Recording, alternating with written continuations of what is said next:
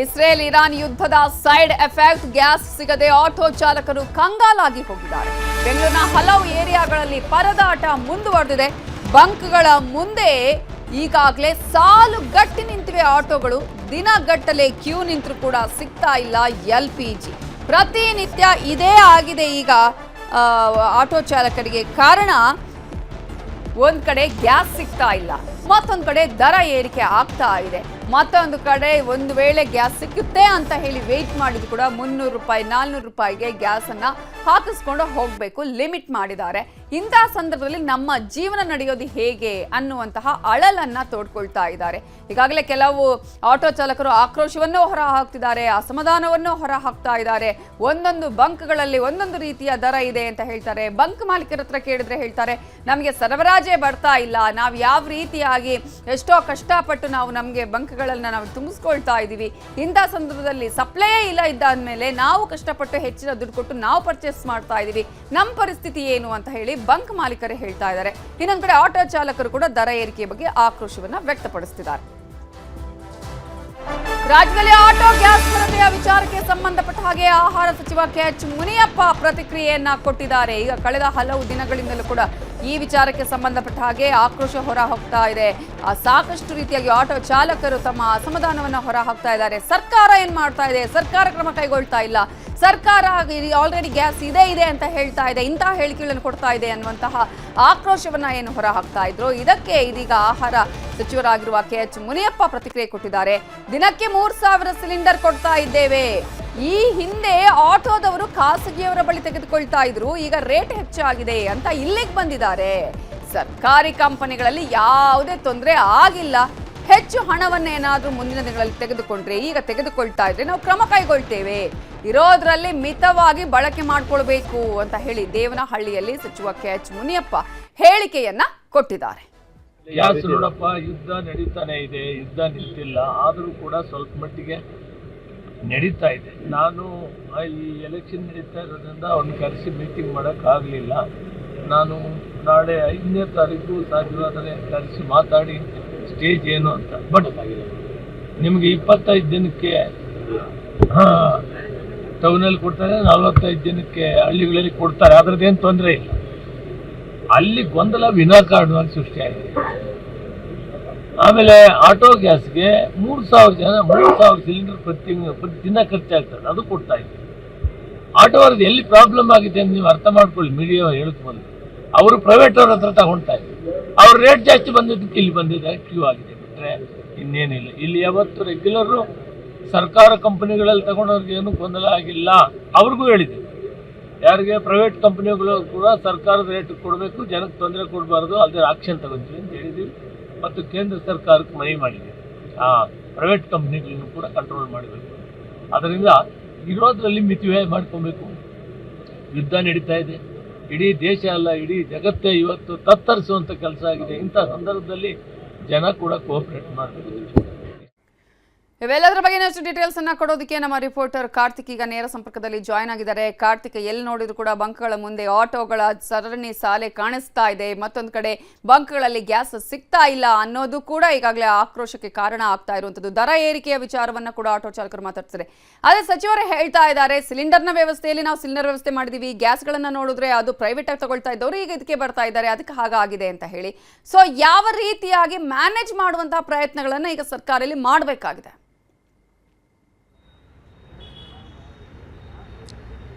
ನವಿತಾ, ನಿಶ್ಚಿತವಾಗಿ ಈ ರೀತಿಯ ಪರಿಸ್ಥಿತಿಯನ್ನು ಎದುರಿಸಿದಂಥ ಸಂದರ್ಭದಲ್ಲಿ ಸರ್ಕಾರ ಯಾವುದೇ ಕಾರಣಕ್ಕೂ ಕೂಡ ನುಣುಚಿಕೊಳ್ಳುವಂಥ ಕೆಲಸವನ್ನು ಮಾಡಬಾರ್ದು. ಆ ಕೆಲಸವನ್ನು KH ಮುನಿಯಪ್ಪನವರು ಮಾಡಿದ್ರ ಅನ್ನುವಂಥದ್ದು ಇವತ್ತು ಅವರು ಕೊಟ್ಟಿರ್ತಕ್ಕಂಥ ಹೇಳಿಕೆಯಿಂದ ಅನುಮಾನ ಆರಂಭ ಆಗುತ್ತೆ, ಜೊತೆಗೆ ಪ್ರಶ್ನೆಯೂ ಕೂಡ ಮೂಡುತ್ತೆ. ಯಾಕೆ ಅಂತಂದರೆ ಕಳೆದ 3-4 ದಿನದ ಹಿಂದೆ ಆಹಾರ ಇಲಾಖೆ ಒಂದು ಅಧಿಕೃತವಾಗಿರುವಂಥ ಪತ್ರಿಕಾ ಪ್ರಕಟಣೆಯನ್ನು ಕೂಡ ಹೊರಡಿಸಿರುತ್ತೆ. ಆ ಸಂದರ್ಭದಲ್ಲಿಯೂ ಕೂಡ ಇದೇ ವಿಚಾರವನ್ನು ಅಲ್ಲಿ ಮುನಿಯಪ್ಪನವರು ಆ ಒಂದು ಪತ್ರಿಕಾ ಪ್ರಕಟಣೆಯ ಮೂಲಕ ಹೊರಡಿಸಿರ್ತಾರೆ. ಅಂದರೆ ಸರ್ಕಾರಿ ಸ್ವಾಮ್ಯದ ಕಂಪನಿ ಕಂಪನಿಗಳು ವಿತರಣೆಯನ್ನು ಏನು ಆಟೋ ಗ್ಯಾಸ್ನ ಮಾಡ್ತಾ ಇತ್ತು, ಆ ಆಟೋ ಗ್ಯಾಸ್ ವಿತರಣೆ ಪ್ರಮಾಣದಲ್ಲಿ ಏರಿಕೆ ಆಗಿದೆ ಅನ್ನೋದನ್ನು ಅವರು ಒತ್ತಿ ಒತ್ತಿ ಹೇಳುವಂಥ ಕೆಲಸವನ್ನು ಮಾಡ್ತಾ ಇದ್ದಾರೆ. ಆದರೆ ಸರ್ಕಾರಿ ಸ್ವಾಮ್ಯದ ಆಟೋ LPG ಗ್ಯಾಸ್ನ ಬಂಕ್ನ ಹೊರತಾಗಿ ಖಾಸಗಿ ಗ್ಯಾಸ್ ಬಂಕ್ ಇದು ಆಟೋ LPGಯ ಬಂಕ್ಗಳೇನಿತ್ತು ಅದು ಕೂಡ ಹೆಚ್ಚಿನ ಪ್ರಮಾಣದಲ್ಲಿ ಗ್ಯಾಸನ್ನು ವಿತರಣೆಯನ್ನು ಮಾಡ್ತಾ ಇತ್ತು. ಅವರನ್ನು ಕೂಡ ನಿಯಂತ್ರಣದಲ್ಲಿ ಇವರು ಇಟ್ಕೊಳ್ಬೇಕಾಗಿತ್ತು. ಜೊತೆಗೆ ಅವರನ್ನು ಕೂಡ ಮೇಲ್ವಿಚಾರಣೆಯನ್ನು ಮಾಡಬೇಕಾಗಿತ್ತು. ಎಸ್ಮಾ ಜಾರಿಯಾಗಿರುವಂಥ ಸಂದರ್ಭದಲ್ಲಿ ಈ ಹಕ್ಕನ್ನು ಸರ್ಕಾರ ಆರಾಮಾಗಿ ಮಾಡಬಹುದಾಗಿತ್ತು. ಜೊತೆಗೆ ಅದು ಅವರ ಕರ್ತವ್ಯದ ಭಾಗವೂ ಕೂಡ ಆಗಿರುತ್ತೆ. ಇಂಥ ಒಂದು ಸಂದರ್ಭದಲ್ಲಿ ದರವನ್ನು ನಿಯಂತ್ರಣ ಮಾಡುವಂಥ ಕೆಲಸವನ್ನು ರಾಜ್ಯ ಸರ್ಕಾರವೂ ಕೂಡ ಮಾಡಬೇಕಿತ್ತು. ಈಗಾಗಲೇ ಮುನಿಯಪ್ಪನವರು ಹೇಳಿದ್ದಾರೆ, ನಾವು ಕೇಂದ್ರಕ್ಕೆ ಈ ವಿಚಾರಕ್ಕೆ ಸಂಬಂಧಪಟ್ಟಂತೆ ಕ್ರಮವನ್ನು ಕೈಗೊಳ್ಳಿ ಅನ್ನುವಂಥ ರೀತಿಯಲ್ಲಿ ಹೇಳಿದ್ದೇನೆ ಅಂತ ಮಾತನ್ನು ಹೇಳ್ತಾ ಇದ್ದಾರೆ. ಆದರೆ ಹಗಲು ದರೋಡೆಯನ್ನು ಕೆಲವು ಗ್ಯಾಸ್ ಏಜೆನ್ಸಿಗಳು ಮಾಡ್ತಾ ಇದ್ದಾವಲ್ಲ, ಅದನ್ನು ತಪ್ಪಿಸುವಂಥ ನಿರ್ಧಾರವನ್ನು ರಾಜ್ಯ ಸರ್ಕಾರವೂ ಕೂಡ ಕೈಗೊಳ್ಳಬೇಕಿತ್ತು. ಆ ಒಂದು ಕೆಲಸವನ್ನು ಸಚಿವ ಮುನಿಯಪ್ಪನವರು ಕೂಡ ಮಾಡಬಹುದಿತ್ತು. ಆದರೆ ಎಲ್ಲೋ ಒಂದು ಕಡೆ ಆ ಒಂದು ವಿಚಾರಕ್ಕೆ ಸಂಬಂಧಪಟ್ಟಂತೆ ಮುನಿಯಪ್ಪನವರು ನುಡಿಸಿಕೊಂಡಂತೆ ಕಾಣಿಸ್ತದೆ.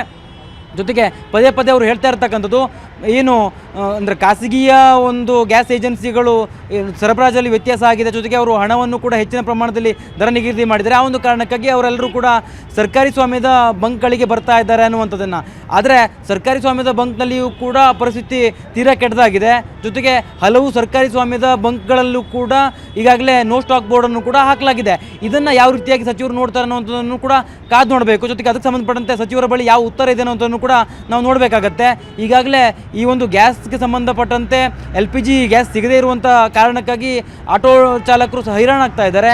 ಎಲ್ಲೂ ಕೂಡ ಅವ್ರಿಗೆ ಗ್ಯಾಸ್ ಸಿಗದೇ ಇರುವಂಥ ಕಾರಣಕ್ಕಾಗಿ ನಿತ್ಯದ ಜೀವನವನ್ನು ನಡೆಸೋದು ಕೂಡ ಕಷ್ಟ ಆಗ್ತದೆ. ಯಾಕಂದರೆ ಅವ್ರಿಗೆ ದಿನನಿತ್ಯವೂ ಕೂಡ ಅವರು ದುಡಿಮೆ ಮಾಡಬೇಕಂತಂದರೆ ಅವರು ಗ್ಯಾಸನ್ನು ಅವಲಂಬನೆ ಆಗಿಟ್ಕೊಂಡಿರ್ತಕ್ಕಂಥವ್ರು. ಆದರೆ ಅವ್ರಿಗೆ ದಿನನಿತ್ಯ ಸಿಗಬೇಕಾಗಿರ್ತಕ್ಕಂಥ LPG ಗ್ಯಾಸ್ ಸಿಗದೇ ಇರುವಂಥ ಕಾರಣಕ್ಕಾಗಿ ಅವರ ಜೀವನ ನಡೆಸೋದು ಕೂಡ ಕಷ್ಟ ಆಗ್ತದೆ. ಇಂಥ ಒಂದು ಸಂದರ್ಭದಲ್ಲಿ ರಾಜ್ಯ ಸರ್ಕಾರವೂ ಕೂಡ ಅವರ ಸಹಾಯಕ್ಕೆ ಬರಬೇಕಿತ್ತು. ಜೊತೆಗೆ ಕೇಂದ್ರ ಸರ್ಕಾರವೂ ಕೂಡ ಬರಬೇಕಾಗಿತ್ತು. ಈ ಹಿಂದೆ ಕೇಂದ್ರ ಸರ್ಕಾರವೂ ಕೂಡ ಈ ವಿಚಾರವನ್ನು ಹೇಳಿತ್ತು. ಯುದ್ಧ ಆರಂಭ ಆದಂಥ ಸಂದರ್ಭದಲ್ಲಿ ನಮ್ಮ ಬಳಿ 72 ದಿನಗಳಿಗೆ ಸಾಕಾಗುವಷ್ಟು ಇಂಧನ ಇದೆ ಅನ್ನುವಂಥದ್ದನ್ನು, ನಂತರದಲ್ಲಿ 25 ದಿನಗಳಿಗೆ ಸಾಕಾಗುವಷ್ಟು ಇದೆ ಇಂಧನ ಅನ್ನುವಂಥ ಮಾತನ್ನು ಹೇಳಿದ್ರು. ನಂತರದಲ್ಲಿ ಪ್ರಧಾನಿ ಮೋದಿಯವರು ಕೂಡ ಬಂದು ಕೋವಿಡ್ನ ರೀತಿಯಲ್ಲಿ ನಾವು ಇದನ್ನೆಲ್ಲವನ್ನು ಕೂಡ ಎದುರಿಸಬೇಕು ಅನ್ನುವಂಥ ರೀತಿಯಲ್ಲಿ ಹೇಳಿಕೆಗಳನ್ನು ಕೊಟ್ಟರು. ಆದರೆ ಜನಸಾಮಾನ್ಯರ ಸ್ಥಿತಿ ಏನಾಗಿದೆ, ಅದಕ್ಕೆ ಸಂಬಂಧಪಟ್ಟಂತೆ ಸರ್ಕಾರ ಯಾವ ರೀತಿಯಾಗಿ ಕ್ರಮವನ್ನು ಕೈಗೊಳ್ತಾ ಇದೆ, ಅದಕ್ಕೆ ಸಂಬಂಧಪಟ್ಟಂತೆ ಉತ್ತರವನ್ನು ಕೇಂದ್ರ ಸರ್ಕಾರವಾಗಲಿ ಅಥವಾ ರಾಜ್ಯ ಸರ್ಕಾರವಾಗಲಿ ಎರಡೂ ಸರ್ಕಾರಗಳು ಕೂಡ ಕೊಡ್ತಾ ಇಲ್ಲ. ಇವತ್ತು ಮುನಿಯಪ್ಪನವರ ಹೇಳಿಕೆಯು ಕೂಡ ಅದಕ್ಕೆ ಅಂದರೆ ಅದೇ ರೀತಿಯಾಗಿತ್ತು. ಮುನಿಯಪ್ಪನವರು ಕೂಡ ನುಣುಚಿಕೊಳ್ಳುವಂಥ ಒಂದು ರೀತಿಯಲ್ಲಿ ಹೇಳಿಕೆಯನ್ನು ಕೊಟ್ಟಿರ್ತಕ್ಕಂಥದ್ದು. ಸರ್ಕಾರಿ ಸ್ವಾಮ್ಯದ ಕಂಪನಿಗಳಲ್ಲಿ ಎಲ್ಲೂ ಕೂಡ ವ್ಯತ್ಯಾಸ ಆಗಿಲ್ಲ ಅನ್ನೋದನ್ನು ಅವರು ಪದೇ ಪದೇ ಒತ್ತಿ ಹೇಳ್ತಿದ್ದಾರೆ. ಆದರೆ ಖಾಸಗಿ ಸ್ವಾಮ್ಯದ ಕಂಪನಿಗಳಲ್ಲಿ ನಡೀತಿರ್ತಕ್ಕಂತಹ ಏನು ಸುಲಿಗೆ ಇದೆಯಲ್ಲ, ಅದನ್ನು ತಪ್ಪಿಸೋದಕ್ಕೆ ಸರ್ಕಾರ ಏನು ಮಾಡಿದೆ ಅನ್ನೋದಕ್ಕೆ ಅವರ ಬಳಿಯೂ ಕೂಡ ಉತ್ತರ ಇಲ್ಲ. ನವಿತಾ ಜೈನ್. ಕಾರ್ತಿಕ್, ಈಗ KH ಮುನಿಯಪ್ಪ ಅವರು ಹೇಳ್ತಾ ಇದ್ರು, ಮೀಡಿಯಾದವ್ರು ನೀವು ಅದನ್ನೇ ಹೇಳಬೇಕು, ಅವರು ಪ್ರೈವೇಟ್ ಆಗಿ ಹೋಗ್ತಾ ಇದ್ರು, ಈಗ ಬಂದಿದ್ದಾರೆ ಇಲ್ಲ ಅಂತ ಹೇಳಿ ದರ ಏರಿಕೆ ಆಯಿತು ಅಂತ ಹೇಳಿ. ಈ ಹಿಂದೆ ಸಿಲಿಂಡರ್ ಸಮಸ್ಯೆ ಆದಂಥ ಸಂದರ್ಭದಲ್ಲಿ ಅಟ್ಲೀಸ್ಟ್ ಸರ್ಕಾರ ಕೂಡ ಅಲ್ಲಿ ಪೊಲೀಸ್ ಇಲಾಖೆಯವರಾಗಿರ್ಬೋದು, ಆಹಾರ ಇಲಾಖೆಯ ಅಧಿಕಾರಿಗಳು ಎಲ್ಲರೂ ಹೋಗಿ ಚೆಕ್ ಮಾಡಬೇಕು ಅಂತ ಒಂದು ಸಮಿತಿ ಮಾಡಿದ್ರು. ಈಗ ಇಷ್ಟೆಲ್ಲ ಸಮಸ್ಯೆಗಳು ಆಗ್ತಾ ಇದೆ, ಯಾರು ಎಲ್ಲೂ ಕೂಡ ಕಾಣಿಸ್ತಾ ಇಲ್ಲಪ್ಪ. ಇದರ ಬಗ್ಗೆ ಏನು ಮಾಡ್ತಾರಂತೆ? ಅಟ್ಲೀಸ್ಟ್ ವಾಸ್ತವ ಸ್ಥಿತಿ ಏನು ಅನ್ನೋದನ್ನು ತಿಳ್ಕೊಬೇಕಲ್ಲ. ನವಿತಾ, ನಿಶ್ಚಿತವಾಗಿ ಸರ್ಕಾರ ಹೇಳುವಂಥ ಹೇಳಿಕೆಗಳಿಗೂ ಹಾಗೂ ಇಲ್ಲಿ ಇರ್ತಕ್ಕಂಥ ವಾಸ್ತವ ಪರಿಸ್ಥಿತಿಗೂ ಕೂಡ ಸಾಕಷ್ಟು ಅಜಗಜಾಂತರ ವ್ಯತ್ಯಾಸವಿದೆ. ಮುನಿಯಪ್ಪನವ್ರು ಹೇಳ್ತಾ ಇದ್ದಾರೆ, ಸರ್ಕಾರಿ ಸ್ವಾಮ್ಯದ ಕಂಪನಿಗಳಲ್ಲಿ ನಾವು ಸರಬರಾಜನ್ನು ಸರಿಯಾಗಿ ಮಾಡ್ತಿದ್ದೇವೆ ಅನ್ನುವಂಥದ್ದನ್ನು. ಬಹುಶಃ ಅವರಿಗೆ ಗೊತ್ತಿರಲಿಕ್ಕಿಲ್ಲ ವಾಸ್ತವ ಯಾವ ರೀತಿಯಾಗಿದೆ ಅನ್ನುವಂಥದ್ದು. ಇವತ್ತು ಈ ಬೆಂಗಳೂರು ದಕ್ಷಿಣ ಭಾಗದಲ್ಲಿರ್ತಕ್ಕಂಥ ಸರಿಸುಮಾರು 20ರಿಂದ 25 LPG ಬಂಕ್ಗಳಿಗೆ ನಾನೇ ಖುದ್ದಾಗಿ ಭೇಟಿಯನ್ನು ಕೊಟ್ಟಂಥ ಸಂದರ್ಭದಲ್ಲಿ ಅಲ್ಲಿ ಬಹುತೇಕ ಬಂಕ್ಗಳು ಕ್ಲೋಸ್ ಆಗಿತ್ತು. ಇಂಥ ಒಂದು ಪರಿಸ್ಥಿತಿಯನ್ನು ಸರ್ಕಾರ ಯಾವ ರೀತಿಯಾಗಿ ನಿಭಾಯಿಸಬೇಕು ಅನ್ನೋದಕ್ಕೆ ಸಂಬಂಧಪಟ್ಟಂತೆ ಅವರು ಒಂದಿಷ್ಟು ರೂಪುರೇಷೆಯನ್ನು ಕೂಡ ಸಿದ್ಧಪಡಿಸಿಕೊಳ್ಬೇಕಾಗತ್ತೆ. ಜೊತೆಗೆ ಖಾಸಗಿ ಸ್ವಾಮ್ಯದ್ದಿರ್ಬೋದು ಅಥವಾ ಸರ್ಕಾರಿ ಸ್ವಾಮ್ಯದ ಬಂಕ್ಗಳಿರ್ಬೋದು, ಅಲ್ಲಿ ಆಯಾ ಕಂಪನಿಗಳು ಸರಿಯಾಗಿ ಕಾಲಕಾಲಕ್ಕೆ ವಿತರಣೆಯನ್ನು ಕೂಡ ಮಾಡಬೇಕಾಗತ್ತೆ. ಈಗಾಗಲೇ ಯುದ್ಧದ ಸಂದರ್ಭದಲ್ಲಿ LPG ಅಭಾವ ಇರತಕ್ಕಂಥ ಕಾರಣಕ್ಕಾಗಿ ಅದನ್ನು ಕೂಡ ಸರಿಯಾದ ಕ್ರಮಬದ್ಧವಾಗಿ ವಿತರಣೆಯನ್ನು ಮಾಡಿದಂಥ ಸಂದರ್ಭದಲ್ಲಿ ಈ ರೀತಿಯ ಸಮಸ್ಯೆಗಳು ಉದ್ಭವ ಆಗ್ತಿರಲಿಲ್ಲ. ಕೆಲವು ಕಡೆ ಕೃತಕ ಅಭಾವವನ್ನು ಸೃಷ್ಟಿ ಮಾಡುವಂಥ ಒಂದಿಷ್ಟು ಹುನ್ನಾರಗಳು ಕೂಡ ನಡೀತಾ ಇರತಕ್ಕಂಥ ರೀತಿಯಲ್ಲಿ ಆಟೋ ಚಾಲಕರು ಕೂಡ ಆರೋಪವನ್ನು ಮಾಡ್ತಾ ಇದ್ದಾರೆ. ಕೆಲವು ಬಂಕ್ಗಳಲ್ಲಿ LPG ಇದ್ದರೂ ಕೂಡ ಅದನ್ನು ವಿತರಣೆ ಮಾಡ್ತಾ ಇಲ್ಲ, ದರ ಏರಿಕೆ ಆಗಲಿ ಅನ್ನುವಂಥ ಕಾರಣಕ್ಕಾಗಿ ಅವರು ಕಾಯ್ತಾ ಇದ್ದಾರೆ. ಆ ಒಂದು ಕಾರಣಕ್ಕಾಗಿ ವಿತರಣೆಯನ್ನು ಮಾಡ್ತಾ ಇಲ್ಲ ಅನ್ನುವಂಥ ಆರೋಪಗಳನ್ನು ಕೂಡ ಆಟೋ ಚಾಲಕರು ಮಾಡ್ತಾ ಇದ್ದಾರೆ. ಈ ಎಲ್ಲ ವಿಚಾರಕ್ಕೆ ಸಂಬಂಧಪಟ್ಟಂತೆ ಸರ್ಕಾರವು ಕೂಡ ಒಂದು ವಿಚಾರಣೆಯನ್ನು ಮಾಡಬೇಕಾಗಿತ್ತು. ಖುದ್ದಾಗಿ ವಾಸ್ತವ ಸ್ಥಿತಿ ಏನಿದೆ ಅನ್ನೋದನ್ನು ತಿಳ್ಕೊಳ್ಳುವಂಥ ಪ್ರಯತ್ನಗಳನ್ನು ಮಾಡಬೇಕಿತ್ತು. ಆ ವಿಚಾರದಲ್ಲಿ ರಾಜ್ಯ ಸರ್ಕಾರವೂ ಕೂಡ ಎಲ್ಲ ಒಂದು ಕಡೆ ಎಡವಿದೆ. ಜೊತೆಗೆ ಕೇಂದ್ರ ಸರ್ಕಾರವೂ ಕೂಡ ಇಂಥ ಒಂದು ಸಂದಿಗ್ಧ ಸ್ಥಿತಿಯಲ್ಲಿ ಸರಿಯಾಗಿ ನಿರ್ವಹಣೆ ಮಾಡುವಂಥ ವಿಚಾರಕ್ಕೆ ಸಂಬಂಧಪಟ್ಟಂತೆ ಸಾಕಷ್ಟು ಪ್ರಮಾಣದಲ್ಲಿ ಎಡವಿದೆ ಅಂತ ಅನ್ಸುತ್ತೆ. Navita Jain. Okay, thank you Karthik ಡೀಟೇಲ್ಸ್ಗೆ. ಗ್ಯಾಸ್ ಖಾಲಿ, ಆಟೋ ತಳ್ಕೊಂಡು ಬಂದ ಮಹಿಳೆ LPG ಸಿಗದಿದ್ದಕ್ಕೆ ಸರ್ಕಾರದ ವಿರುದ್ಧ ಆಕ್ರೋಶವನ್ನು ಹೊರಹಾಕಿದ್ದಾರೆ. ಎಲ್ಲ ಕಡೆ ಹೋದ್ರೂ ಕೂಡ ಗ್ಯಾಸ್ ಇಲ್ಲ ಅಂತ ಹೇಳ್ತಾ ಇದ್ದಾರೆ. ವೋಟ್ ಬಂದ್ರೆ ವೋಟ್ಗಾಗಿ ಕೈ ಮುಗಿದು ಮನೆಗೆ ಬರ್ತಾರೆ ಚುನಾವಣೆ ಬಂದಂತಹ ಸಂದರ್ಭದಲ್ಲಿ. ಈಗ ನಮಗೆ ಸಮಸ್ಯೆ ಆಗ್ತಾ ಇದೆ, LPG ಸಿಗ್ತಾ ಇಲ್ಲ, ಈಗ ನಮ್ಮ ಕಷ್ಟ ಕೇಳೋರಿಲ್ಲ ಅಂತ ಹೇಳಿ ಮಹಿಳೆ ಕಿಡಿಕಾರಿದ್ದಾರೆ, ಆಕ್ರೋಶವನ್ನ ಹೊರ ಹಾಕ್ತಿದ್ದಾರೆ. ಚುನಾವಣೆ ಬಂದಾಗ ಯಾವ ರೀತಿಯಾಗಿ ಜನಪ್ರತಿನಿಧಿಗಳು ಕೈ ಮುಗಿದು ಮನೆಗೆ ಬಂದು ವೋಟ್ ಕೇಳ್ತಾರೆ, ಈಗ ಏನ್ ಸಮಸ್ಯೆ ಇದೆ ಅದನ್ನ ನಮ್ಮ ಜನಪ್ರತಿನಿಧಿಗಳು ಅರ್ಥ ಮಾಡ್ಕೊಳ್ಬೇಕಾಗಿತ್ತು, ತಿಳ್ಕೋಬೇಕಾಗಿತ್ತು. ಅದನ್ನ ಬಿಟ್ಟು ಯಾವುದೇ ರೀತಿಯ ಸಮಸ್ಯೆಗೆ ಪರಿಹಾರ ಹುಡುಕುವ ಕೆಲಸ ಮಾಡ್ತಿಲ್ಲ. ನಮ್ಮ ಮಕ್ಕಳು ಊಟ ಇಲ್ಲದೆ ಸಾಯ್ಬೇಕಾ, ಹೆಂಗೆ ನಾವು ಸಂಸಾರ ಮಾಡಬೇಕು ಅಂತ ಮಹಿಳೆ ಫಾತಿಮಾ ಅಳಲನ್ನ ತೊಡ್ಕೊಂಡಿದ್ದಾರೆ, ಆಕ್ರೋಶವನ್ನ ಹೊರ ಹಾಕಿದ್ದಾರೆ. LPG ಸಿಗದೆ ಕಿಲೋಮೀಟರ್ ಗಟ್ಟಲೆ ಆಟೋವನ್ನ ತಳ್ಕೊಂಡು ಬಂದು ಈಗ ಆಕ್ರೋಶವನ್ನ ಹೊರ ಹಾಕ್ತಾ ಇದ್ದಾರೆ. ನನ್ನ ಜೊತೆಗೆ ಆಟೋವನ್ನ ತಳ್ಕೊಂಡು ಬಂದಿರುವಂತಹ ಮಹಿಳೆ ಕೂಡ ಇದ್ದಾರೆ, ಅವ್ರನ್ನ ಮಾತಾಡಿಸಿ ಹೋಗ್ತೀನಿ. ಮೇಡಮ್ ಅವ್ರು ಹೇಳಿ, ಏನ್ ಸಮಸ್ಯೆ ಆಗ್ತಾ ಇದೆ, ಎಷ್ಟು ದೂರದಿಂದ ಬಂದ್ರಿ? ನಾವು ತುಂಬಾ ಇದರಿಂದ ಯಶವಂತಪುರಿಂದ ಬಂದಿದೀವಿ, ತಳ್ಕೊಂಡು ಬಂದಿದೀವಿ. ರಾಮ ಹಾಸ್ಪಿಟಲ್ಗೆ ಹೋದೆ, ಅಲ್ಲಿನೂ ಗ್ಯಾಸ್ ಇಲ್ಲ ಅಂದ್ರು. ಈಗ ನಮ್ಮ ಮನೆದು ಸಂಸಾರ ಹೇಗ್ ನಡಿಬೇಕು, ನಮ್ದು ಇರೋದು ಒಂದು ಆಟೋ ಅಲ್ಲಿ, ನಾವು ಕಲೆಕ್ಷನ್ ಕೊಡ್ಬೇಕಲ್ಲ. 500-600 ರೂಪಾಯಿ ದುಡಿತೀವಿ, ಅದರಲ್ಲಿ ಕಲೆಕ್ಷನ್ 300-350 ರೂಪಾಯಿ ಕೊಡ್ತೀವಿ ನಾವು. ಮತ್ತೆ ಮನೆ ಸಂಸಾರ ಹೇಗೆ ನಡೆಯೋದು? ಹೆಜ್ಜೆ ಸತಂಗ ಮಕ್ಕಳಿಗೆ ಇದು ಮಾಡ್ಕೊಂಡಿರ್ತಾರೆ. ತಳ್ಕೊಂಡ್ ಬಂದಿದ್ದೀನಿ, ನಾನು ಹಿಂದೆ ತಳ್ಕೊಂಡ್ ಬಂದಿದ್ದೀನಿ. ಎಲ್ಸಿ ಸಿಗ್ತಾ ಇಲ್ಲ, ಯಾವ ಏರಿಯಾ ಹೋದ್ರು LPGನೇ ಸಿಗ್ತಾನೆ ಇಲ್ಲ. ಬಾಡಿಗೆ ಮಾಡೋದು ಎಷ್ಟು ಕಷ್ಟ ಆಗ್ತದೆ? ಎಷ್ಟು ಕಷ್ಟ ಆಗ್ತಾ ಇದೆ ಅಂತ ಯಾಕೆ ಹೇಳಬೇಕು, ಅಷ್ಟು ಕಷ್ಟ ಆಗ್ತಾ ಇದೆ ನಮ್ಗೆ. ಹೇಳಿ. ಈಗ ಮತ್ತೆ ಓಟ್ಗೆಲ್ಲ ಕೇಳಕ್ ಬರ್ತಾರಲ್ಲ, ಓಟ್ ಎಲ್ಲ ಹಾಕೊಂತಾರಲ್ಲ, ಇದೆಲ್ಲ ಕಷ್ಟ ಕೊಡ್ತೀರಲ್ಲ ನಮ್ಗೆಲ್ಲ. ಓಟಿಗೆ ಮಾತ್ರ ಬರ್ತೀರಾ ಮನೆ ಹತ್ರ ಕೈ ಮುಕ್ಕೊಂಡು? ಎಲ್ಲ ನಮ್ಗೆ ಸಾಲ್ ಮಾಡ್ಕೊಡಿ. ಇದೂನು ಕೊಟ್ಟಿಲ್ಲ ಅಂದ್ರೆ ನಾವು ಹೇಗೆ, ನಮ್ಮ ಮಕ್ಳೆಲ್ಲ ನಾವು ಸಾಯ್ಬೇಕಾ? ಹೊಟ್ಟೆಗೆ ಊಟ ಇಲ್ಲಂಗೆ ಬಾಡಿಗೆ ಮನೆ ಕಟ್ಬೇಕು ನಾವು, ಹೇಗೆ ನಾವು ಸಂಸಾರ ಮಾಡೋದು ಹೇಳಿ?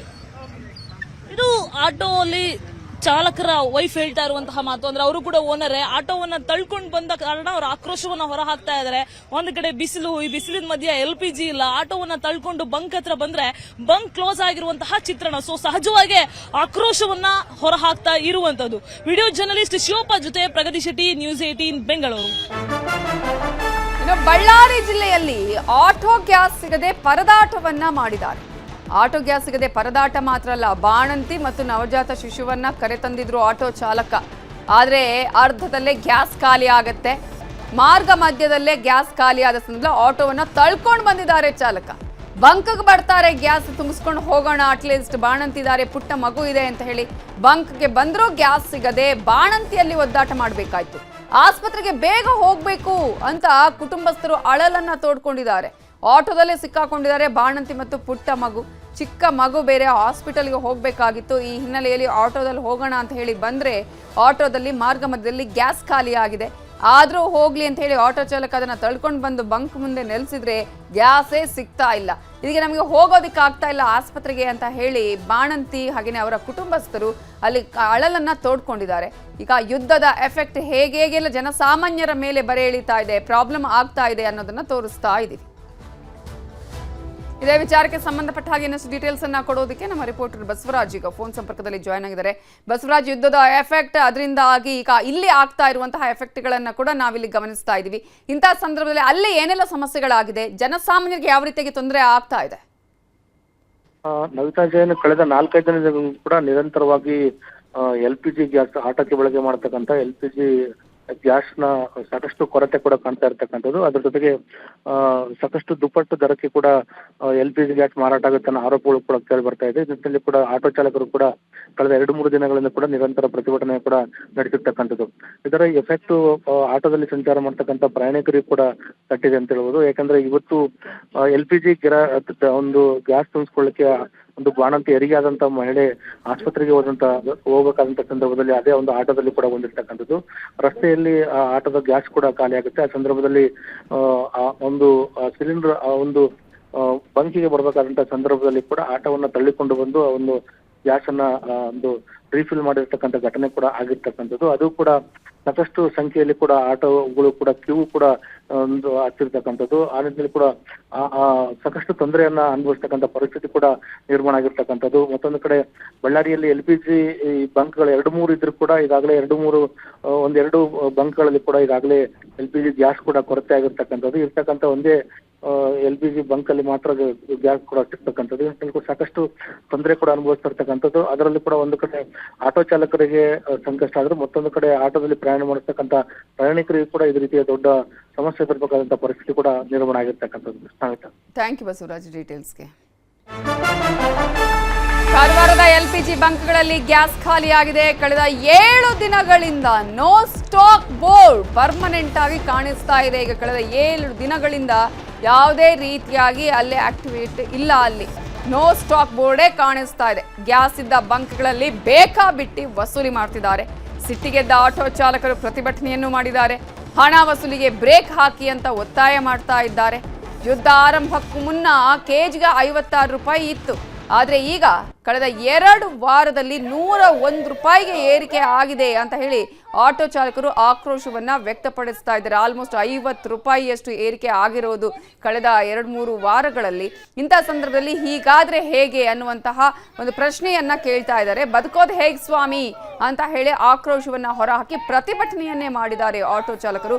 ಬಂಕ್ಗಳ ವಿರುದ್ಧ, ಬಂಕ್ ಮಾಲೀಕರ ವಿರುದ್ಧ ಈ ರೀತಿಯಾಗಿ ಇದರ ಒಂದು ದುರುಪಯೋಗ ಮಾಡ್ಕೊಳ್ತಾ ಇದ್ದಾರಲ್ಲ, ಈ ಒಂದು ಪರಿಸ್ಥಿತಿಯನ್ನ, ಅಂಥವರ ವಿರುದ್ಧ ಆಕ್ರೋಶವನ್ನ ವ್ಯಕ್ತಪಡಿಸಿ ಪ್ರತಿಭಟನೆಯನ್ನ ಮಾಡಿದ್ದಾರೆ. ನಮಸ್ಕಾರ. ಈ ಕಾರವಾರದಲ್ಲಿ ಈಗ ಸದ್ಯ ಗ್ಯಾಸ್ ಸಮಸ್ಯೆ ಬಹಳ ದಿವಸದಿಂದ ಉಂಟಾಗ್ತಾ ಉಂಟು. ಇಲ್ಲಿ ಅಂದ್ರೆ ಗೋ ಗ್ಯಾಸ್ನವರು ಅಂದ್ರೆ ಪ್ರೈವೇಟ್ ಅಂತ ಹೇಳಿ ಹೇಳ್ಕೊಂಡು ದಿನಕ್ಕೊಂದು ರೇಟ್ ಮಾಡಿ ಇಲ್ಲಿ ಗ್ಯಾಸ್ ವಿತರಿಸ್ತಾ ಇದ್ದಾರೆ. ಈಗ ಅದರಲ್ಲಿ ನಾವು ಈಗ 5-6 ದಿವಸದಿಂದ ಗ್ಯಾಸ್ ಇಲ್ಲದೆ ಆಟೋ ಚಾಲಕರು ಬಹಳ ದಿವಸದಿಂದ ಈಗ ಮನೆಯಲ್ಲಿ ಕುಂತ್ಕೊಂಡು ಈಗ ಕಾಲ ಕಳೀತಾ ಇದ್ದಾರೆ. ಇಲ್ಲಿ ಗ್ಯಾಸ್ ಇದ್ರೆ ಅವ್ರಿಗೆ ಪಾಪ ಊಟ, ಒಂದೊತ್ತಿನ ಊಟ ಪರಿಸ್ಥಿತಿ. ಈಗ ಮಕ್ಕಳಿಗೆ ಕಳಿಸ್ಬೇಕು, ಮಕ್ಕಳಿಗೆ ಸ್ಕೂಲಿಗೆ ಕಳಿಸೋದಿದ್ರು ಅವ್ರು ಪಾಪ ಅವರು ಬೇರೆ ಯಾವುದೋ ವ್ಯವಸ್ಥೆ ಮಾಡ್ಕೊಂಡು ಕಳಿಸ್ತಾ ಇದ್ದಾರೆ. ಜಿಲ್ಲಾಡಳಿತ ಸಹ ಇದರಲ್ಲಿ ಮೌನ ವಹಿಸಿ ನಮ್ಗೆ ನಿಷ್ಕಾಳಜಿ ವಹಿಸ್ತಾ ಇದೆ. ಯಾಕಂದ್ರೆ ಈಗ 6-7 ದಿವಸದಿಂದ ಈಗ ಸಮಸ್ಯೆ ಆಗ್ತಾ ಉಂಟು, ಎಲ್ಲರಿಗೂ ಗೊತ್ತುಂಟು. ಅವರಿಗೆ ಕರೆಸಿ ಯಾಕೆ ವಿಳಂಬ ಆಗ್ತಾ ಉಂಟು, ಇದರಲ್ಲಿ ಅನುಕೂಲ ಉಂಟು, ಈಗ ಇರ್ಲಿಲ್ಲ. ಯಾಕೆ ಯಾವ ಪರಿಸ್ಥಿತಿ ಬೇರೆ ತಾಲೂಕಿನಲ್ಲಿ ಅಲ್ಲಿ ಪ್ರತಿಯೊಂದು ತಾಲೂಕು 2-3 ಪಂಪ್ ಉಂಟು. ಒಂದು ಪಂಪ್ ನಲ್ಲಿ ಬಂದಾದ್ರೆ ಮತ್ತೊಂದು ಪಂಪ್ ನಲ್ಲಿ ಇರ್ತದೆ. ಇಲ್ಲಿ ಕಾರವಾರದಲ್ಲಿ ಒಂದೇ ಪಂಪ್, ಅದೆಲ್ಲ ಪ್ರೈವೇಟ್ ಅಂತಾರೆ. IOC ಅವರಿಗೆ ಫಸ್ಟ್ ಪ್ರಿಫರೆನ್ಸ್ ಕೊಡ್ತಾ ಇದ್ದಾರೆ ಗೌರ್ಮೆಂಟ್ ಅಂತ ಹೇಳ್ತಾ ಇದ್ದಾರೆ ಇವರು. ಅಂದ್ರೆ ಫಸ್ಟ್ ಪ್ರಿಫರೆನ್ಸ್ ಅವರೇ ಕೊಟ್ರೆ ಪ್ರೈವೇಟ್ ಗೆ ಕೊಡೋದು ಯಾವಾಗ? ಈಗ ಕಾರವಾರ ಬೆಳಗಾವಿಯಲ್ಲಿ ಸಿಗ್ತಿಲ್ಲ ಆಟೋ ಗ್ಯಾಸ್ ಸಿಗದೆ ಆಟೋ ಚಾಲಕರು ಪರದಾಟವನ್ನ ಮಾಡ್ತಾ ಇದ್ರೆ. ಗ್ಯಾಸ್ ಬಂಕ್ಗಳ ಮುಂದೆ ಚಾಲಕರು ಕ್ಯೂ ನಿಲ್ತಿದ್ದಾರೆ. ಜೀವನ ಸಾಗಿಸೋದೇ ಕಷ್ಟ ಅಂತ ಅಳಲನ್ನ ತೋಡ್ಕೊಂಡಿದ್ದು ಗ್ಯಾಸ್ ಕೊಡ್ಸಿ ಅಂತ ಡ್ರೈವರ್ಗಳು ಮನವಿಯನ್ನ ಮಾಡ್ತಾ ಇದ್ದಾರೆ. ಬೆಳಗಾವಿಯಲ್ಲಿ ಆಟೋ ಗ್ಯಾಸ್ ಸಿಗ್ತಾ ಇಲ್ಲ ಅಂತ ಹೇಳಿ ಆಟೋ ಚಾಲಕರು ಇದೀಗ ನಮ್ಮ ಜೀವನ ಹೇಗೆ, ದುಡಿಮೆ ಹೇಗೆ, ನಾವು ಪ್ರತಿನಿತ್ಯ 500ರಿಂದ 600 ರೂಪಾಯಿ ದುಡಿತಾ ಇದ್ವಿ, ಇದೀಗ ಈ ಮಧ್ಯಾಹ್ನದವರೆಗೂ ನಾವು ಗ್ಯಾಸ್ಗಾಗಿ ಕಾಯಬೇಕು, ಆ ನಂತರ ನಮಗೆ ಯಾವುದೇ ರೀತಿ ಬಾಡಿಗೆ ಸಿಗ್ತಾ ಇಲ್ಲ, ಜೊತೆಗೆ EMI ಕಟ್ಟಬೇಕು ಅನ್ನುವ ಆಕ್ರೋಶವನ್ನ ಹೊರ ಹಾಕಿದ್ದಾರೆ. ಈ ವಿಚಾರಕ್ಕೆ ಸಂಬಂಧಪಟ್ಟ ಹಾಗೆ ನಮ್ಮ ರಿಪೋರ್ಟರ್ ಪ್ರತ್ಯಕ್ಷ ವರದಿಯನ್ನ ಕೊಟ್ಟಿದ್ದಾರೆ ಚಂದ್ರಕಾಂತ ಸುಗಂಧಿ.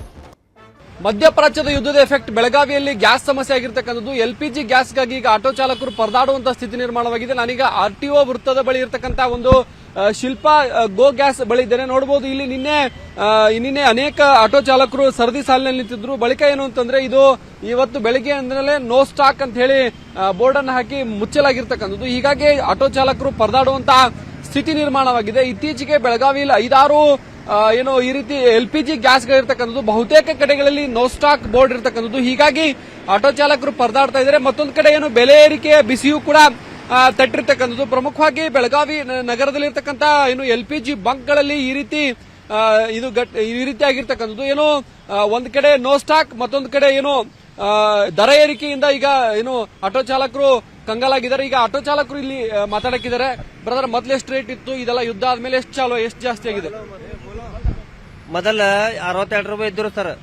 ಮತ್ತ ಆಮ್ಯಾಗ ಏನ್ ಮಾಡಿದ 67 ರೂಪಾಯಿ ಮಾಡಿದ್ರಿ. 67 ರೂಪಾಯಿ ಮತ್ತ ಆಮ್ಯಾಗ ಮತ್ತೆ ಏನ್ ಮಾಡಿದ್ರೆ ತಾರೀಖ್ ದಾರ ಹೆಂಗ್ ಚೇಂಜ್ ಆಗ್ತಿಲ್ಲ, ಅವಾಗ 70 ರೂಪಾಯಿ ಮಾಡಿದ್ರಿ. 70 ರೂಪಾಯಿ ಮತ್ತೆ 3ನೇ ತಾರೀಕು ಹೆಂಗ್ ಮಾಡಿದ 80 ರೂಪಾಯಿ ಆಗಿದ್ರಿ. 80 ರೂಪಾಯಿ ಬರಬಾರ ಇತ್ತು ಗ್ಯಾಸ್ ರೀ. ಮತ್ತ ಇವರು ಒಂದ ಪೆಟ್ರೋಲ್ದಾಗ ಇಲ್ಲೇ 85 ರೂಪಾಯಿ ಇದ್ರಿ. ಒಂದ್ ಪೆಟ್ರೋಲ್ದಾಗ 80 ರೂಪಾಯಿ ಇದ್ರಿ. ಒಂದ್ ಪೆಟ್ರೋಲ್ದಾಗ 88 ರೂಪಾಯಿ ಅದಾವ್ರಿ ಸರ್.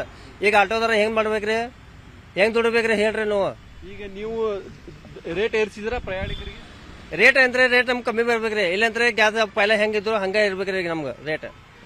ಸರ್, ಈಗ ಗ್ರಾಹಕರು ಏನಂತಾರ ಸರ್ ಈ ರೇಟ್ ಹೆಚ್ಚಿಗೆ ಆಗೋದ್ರಿಂದ? ಗ್ರಾಹಕರು ಏನಂತಾರೆ ಸರ್, ಅವ್ರು ಏನಂತಾರು ಎಲ್ಲ ಬರೋಬರಿ ಇತ್ತಪ್ಪ, ನಮಗೂ ನಮ್ಮ ತೆಗ ದುಡ್ಡು ಕೊಡಕ್ಕೆ ನಮಗೂ ಯಾರು ಹೆಚ್ಚಿಕೊಡಂಗಿಲ್ಲ, ನಾವು ಇದ್ರೊಳಗನ ಇದು ಮಾಡ್ಬೇಕಂತಾರ ಸರ್. ರೇಟ್ ಹೆಚ್ಚಾದ್ರೂ ಸಿಗ್ತಾ ಇದೆಯಾ ಗ್ಯಾಸ್ ಎಲ್ಲ ಕಡೆ LPG? ಈಗ ಸಿಗ್ತಾ ಐತ್ರಿ, ಇದಕ್ಕಿಂತ ಮುಂಚೆ, ಇವಾಗ ಸಿಗ್ತಾ ಇಲ್ರಿ. ಈಗ 1 2 3 4 5 ಪಂಪ್ ಅದಾರ ಸರ್. 5 ಕಡೆ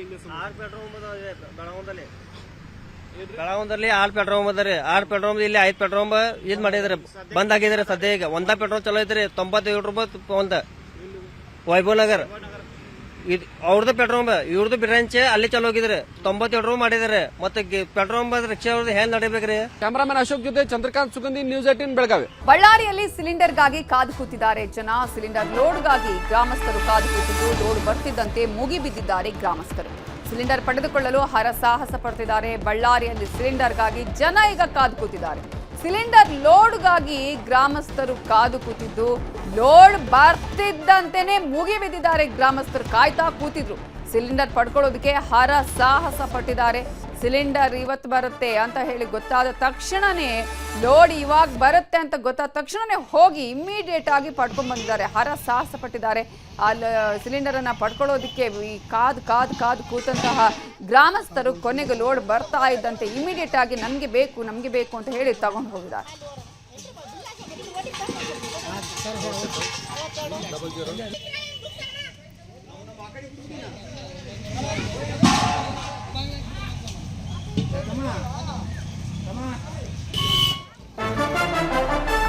ಹಾಸನದಲ್ಲೂ ಮುಂದುವರೆದಿದೆ ಸಿಲಿಂಡರ್ ಸಮಸ್ಯೆ. ಹೋಟೆಲ್ಗಳ ಮುಂದೆ ನೋ ಗ್ಯಾಸ್ ಬೋರ್ಡ್. ಗ್ಯಾಸ್ ಸಿಗದ ಕಾರಣ ಸೌದೆ ಒಲೆಗಳನ್ನ ನಿರ್ಮಾಣ ಮಾಡಿದ್ದಾರೆ ಈಗಾಗಲೇ. ಯಾಕಂದ್ರೆ ಹಲವು ದಿನಗಳಿಂದಲೂ ಸಿಲಿಂಡರ್ ಸಮಸ್ಯೆ ಉಂಟಾಗಿತ್ತು. ಆ ನಂತರ ಸರ್ಕಾರ ಒಂದಷ್ಟು ಕ್ರಮಗಳನ್ನು ತೆಗೆದುಕೊಂಡು ಹೆಚ್ಚುವರಿ ಈಗ ಸಿಲಿಂಡರ್ ಸಿಗುವಂತಹ ವ್ಯವಸ್ಥೆಯನ್ನ ಮಾಡಿದೆ. ಆದ್ರೂ ಕೂಡ ಸಾಕಾಗಲ್ಲ, ನಮಗೆ 50% ಸಿಲಿಂಡರ್ ವ್ಯವಸ್ಥೆ ಆಗಿಲ್ಲ ಅಂತ ಹೇಳ್ತಾ ಇದ್ದಾರೆ. ಹಾಗಾಗಿ ಸಿಲಿಂಡರ್ ಸಿಗದೆ ಈಗ ಸಾಲ ಸೋಲ ಮಾಡಿ ಹೋಟೆಲ್ಗಳನ್ನು ಮಾಡ್ತಾ ಇದ್ದೀವಿ, ನಾವು ಓಪನ್ನೇ ಮಾಡಬೇಕು, ಕ್ಲೋಸ್ ಮಾಡೋದಕ್ಕೆ ಸಾಧ್ಯ ಇಲ್ಲ. ಯಾಕಂದ್ರೆ ಅಂತಹ ಒಂದು ಪರಿಸ್ಥಿತಿಯಲ್ಲಿ ನಾವಿದ್ದೇವೆ. ಬಂದ್ ಮಾಡಿದ್ರೆ ಜೀವನ ಕಷ್ಟ ಆಗತ್ತೆ. ಹಾಗಾಗಿ ಸಾಲ ಸೋಲ ಮಾಡಿ ಹೋಟೆಲನ್ನು ನಾವು ಓಪನ್ ಮಾಡಿದ್ದೇವೆ. ಈಗ ನಮಗೆ ಇಂತಹ ಪರಿಸ್ಥಿತಿ ಎದುರಾಗಿದೆ, ಸಿಲಿಂಡರ್ ಸಿಗ್ತಾ ಇಲ್ಲ ಅಂತ ಹೇಳಿ ಹೋಟೆಲ್ ಮಾಲೀಕರು ಅಳಲನ್ನ ತೋಡ್ಕೊಂಡಿದ್ದಾರೆ.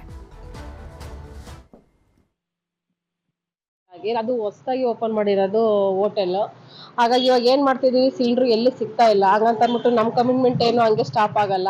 ಈಗ ನಮ್ದು ಸ್ಟಾಫ್ ಸ್ಯಾಲ್ರಿ ಆಗಿರ್ಬೋದು, ನಮ್ಮ ರೆಂಟ್ ಆಗಿರ್ಬೋದು, ಅಥವಾ ನಮ್ದು ಕಮಿಟ್ಮೆಂಟ್ ಅಥವಾ ನಮ್ಮ ಲೈಫು ಎಲ್ಲ ನೋಡ್ಕೋಬೇಕಾದ್ರೆ ನಾವು ರನ್ನಿಂಗ್ ಆಗಲೇಬೇಕು. ಹಾಗಾಗಿ ನಾವು ಆಲ್ಟರ್ನೇಟ್ ಸೌದೆ ವ್ಯವಸ್ಥೆ ಮಾಡಿಕೊಂಡು ಅಂಗಡಿನ ಸ್ಟಾರ್ಟ್ಅಪ್ ಮಾಡೋಣ ಅಂತ ಮತ್ತೆ ನಾವು ಓಪನ್ ಮಾಡ್ತಾ ಇದೀವಿ ಸರ್. ಈಗ ಹೇಳ್ಬೇಕು ಅಂದ್ರೆ ಪಕ್ಕ ನಾಟಿ ಸ್ಟೈಲಲ್ಲಿ ನಾವು ಫುಡ್ನ ವ್ಯವಸ್ಥೆ ಮಾಡ್ತಾ ಇದೀವಿ.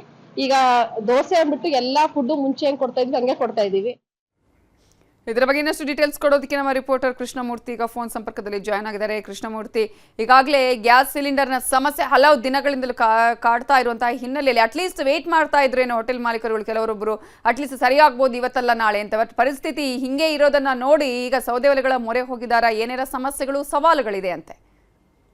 ಖಂಡಿತ ಇದೆ. ಹಾಸನದಲ್ಲಿ ರಾಜ್ಯದಲ್ಲೇ ಇರ್ತಕ್ಕಂಥ ಗ್ಯಾಸ್ ಸಮಸ್ಯೆ ಹಾಸನದಲ್ಲೂ ಕೂಡ ಮುಂದುವರೆದಿದೆ. ಅದರಲ್ಲೂ ಕೂಡ ಕೆಲ ಸಣ್ಣ ಪುಟ್ಟ ವ್ಯಾಪಾರಿಗಳಿಗಂತೂ ಅತಿ ಹೆಚ್ಚಿನ ಸಮಸ್ಯೆ ಆಗ್ತಾನೆ ಇದೆ. ಸುಮಾರು 15 ದಿನಗಳಿಂದ ಗ್ಯಾಸ್ನ ಹೊಂದಿಸ್ಕೋಬಹುದು ಎಂಬಂತ ಏನು ಕಾಯ್ದು ಕೂತಿದ್ರು, ಅವ್ರಿಗೆ ಇನ್ನೂ ಕೂಡ ನಿರಾಸೆಯಲ್ಲೇ ಇದ್ದಾರೆ. ಯಾವುದೇ ಕಾರಣಕ್ಕೂ ಗ್ಯಾಸ್ಗಳು ಅವರಿಗೆ ಸಿಗದೆ ಇರೋದ ಪರಿಣಾಮವಾಗಿ ಹೋಟೆಲ್ಗಳ ಬಾಗಿಲನ್ನು ಮುಚ್ಕೊಂಡಿದ್ದಾರೆ. ಅವರು ಪ್ರತಿನಿತ್ಯ ಕೆಲಸ ಮಾಡುತ್ತಂತ ಕೆಲಸಗಾರರಿಗೆ ಸಂಬಳವನ್ನು ಕೊಡಬೇಕು, ಆದ್ರೆ ಗ್ಯಾಸ್ ಇಲ್ಲದೆ ಇರೋ ಪರಿಣಾಮವಾಗಿ ಆಹಾರವನ್ನ ತಯಾರು ಮಾಡ್ಲಿಕ್ಕೆ ಅವರಿಗೆ ಆಗ್ತಾ ಇಲ್ಲ. ಈ ಪರಿಣಾಮದಿಂದಾಗಿ ಗ್ಯಾಸ್ ಅನ್ನ ಬದಲಿಗೆ ಪರ್ಯಾಯವಾಗಿ ಬೇರೆ ವ್ಯವಸ್ಥೆಯನ್ನ ಮಾಡಿಕೊಂಡು ಹೋಟೆಲ್ ಅನ್ನ ನಡೆಸಬೇಕು ಅಂತ ಆಲೋಚನೆ ಅವರು ಕೂಡ ಬಂದಿರ್ತಕ್ಕಂಥದ್ದು. ಏನು ಮನೆ ಏನು ಇಲ್ಲಿ ಅವರ ಹೋಟೆಲ್ಗಳಿದೆ, ಆ ಹೋಟೆಲ್ಗಳ ಒಳಗಡೆ ಮನೆ ಏನು ಒಲೆಗಳನ್ನ ಹಾಕ್ಲಿಕ್ಕೆ ಆಗದ ಸಂದರ್ಭದಲ್ಲಿ ಅವರು ಹೋಟೆಲ್ಗಳ ಮುಂಭಾಗಲಿರ್ತಕ್ಕಂಥ ಜಾಗದಲ್ಲೇನೆ ಈಗ ಒಲೆಯನ್ನ ಸಿದ್ಧಪಡಿಸ್ಕೊಂಡು ಅದರಲ್ಲಿ ಅಡಿಗೆ ಮಾಡ್ಲಿಕ್ಕೆ ಇವಾಗ ಮುಂದಾಗಿರ್ತಕ್ಕಂಥದ್ದು. ಪ್ರತಿನಿತ್ಯ ಏನೆಲ್ಲ ಅಡಿಗೆ ಮಾಡ್ತಾರೆ ಅಡಿಗೆಗಳನ್ನ ಸೌದೆ ಒಲೆಗಳನ್ನ ಉಪಯೋಗಿಸ್ಕೊಂಡು ಸೌದೆಗಳ ಮೂಲಕ ಹೋಗಿ ಅಡಿಗೆಯನ್ನ ಮಾಡಿ ಜನರಿಗೆ ಬರ್ತಕ್ಕಂಥ ಗ್ರಾಹಕರಿಗೆ ಅಡಿಗೆಯನ್ನ ಮಾಡುವಂತ ಕೆಲಸಕ್ಕೆ ಕೈ ಹಾಕಿರ್ತಕ್ಕಂಥ ಹಾಸನದ MG ರಸ್ತೆಯಲ್ಲೂ ಕೂಡ ಇದೇ ರೀತಿಯಾದಂತ ಕೆಲಸವನ್ನ ಕೂಡ ಮಾಡ್ತಾ ಇದ್ದಾರೆ. ಅದೇ ರೀತಿಯಲ್ಲಿ ಅದ್ರ ಮುಂಭಾಗಲಿರ್ತಕ್ಕಂಥ ಅನೇಕ ಫುಡ್ ಕೋರ್ಟ್ ಬದಿಯ ವ್ಯಾಪಾರಿಗಳು ಕೂಡ ಈಗಾಗಲೇ ಅಂಗಡಿಯನ್ನ ಬಾಗಿಲು ಮುಚ್ಕೊಂಡಿದ್ದಾರೆ. ಬ್ಲಾಕ್ ನಲ್ಲಿ ಸಿಲಿಂಡರ್ ಮಾರಾಟ ಮಾಡ್ತಾ ಇದ್ದಾರೆ. 5 ರಿಂದ 6 ಸಾವಿರ ರೂಪಾಯಿ ಕೊಟ್ಟು ನಮಗೆ ಬದುಕಲಿಕ್ಕೆ ಸಿಲಿಂಡರ್ ಗ್ಯಾಸ್ಗಳನ್ನ ಖರೀದಿ ಮಾಡಿ ಅಡಿಗೆನ ಮಾಡ್ಲಿಕ್ಕೆ ಸಾಧ್ಯ ಆಗ್ತಾ ಇಲ್ಲ. ನಮ್ಮ ಈಗಾಗಲೇ ಅನೇಕರು ಬಾಗಿಲು ಮುಚ್ಕೊಂಡಿದ್ದಾರೆ. ಸದ್ಯದ ಪರಿಸ್ಥಿತಿ ನೋಡಿದ್ರೆ ನಾವು ಕೂಡ ಬಾಗಿಲು ಮುಚ್ಚುವಂತ ಪರಿಸ್ಥಿತಿ. ಕೂಡಲೇ ಸರ್ಕಾರ ಮಧ್ಯ ಪ್ರವೇಶ ಮಾಡಿ ನಮಗೆ ಗ್ಯಾಸ್ ಅನ್ನ ಒದಗಿಸಿ ಕೊಡಬೇಕು ಎಂಬಂತ ಆಗ್ರಹವನ್ನ ಇಲ್ಲ ಸ್ಥಳೀಯರು ಮಾಡ್ತಿರ್ತಕ್ಕಂಥದ್ದು. Navita, thank you Krishnamurthy ಡೀಟೇಲ್ಸ್ಗೆ.